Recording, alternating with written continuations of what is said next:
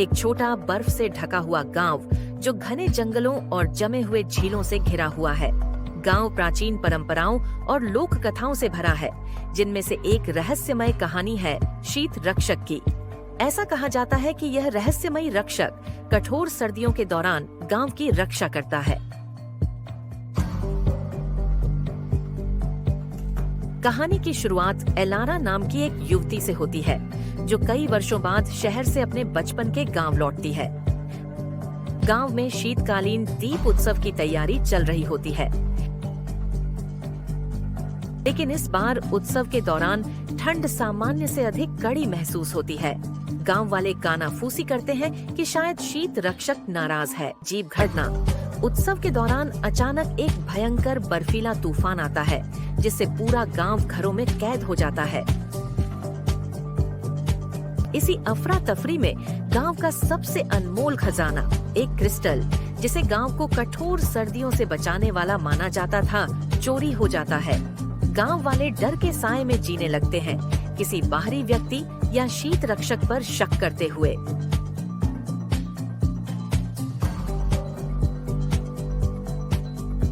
अपने बचपन के दोस्त रियान और एक जिज्ञासु बच्ची मारा के साथ इस रहस्य को सुलझाने का निश्चय करती है।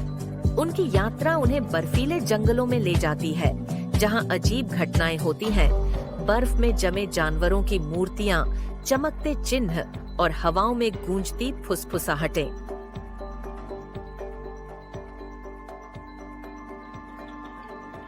जांच के दौरान उन्हें पता चलता है कि शीत रक्षक कोई मिथक नहीं, बल्कि असल में गांव की रक्षा करने वाला जीव है।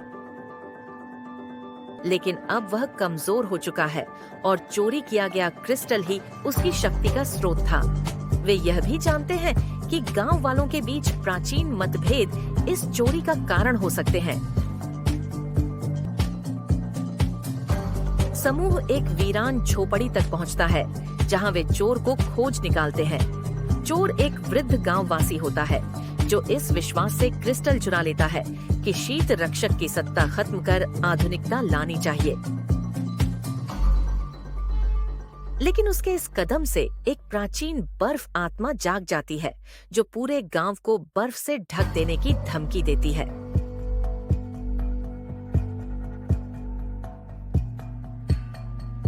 एलारा और उसके साथी क्रिस्टल को उसकी सही जगह पर वापस रखने की कोशिश करते हैं।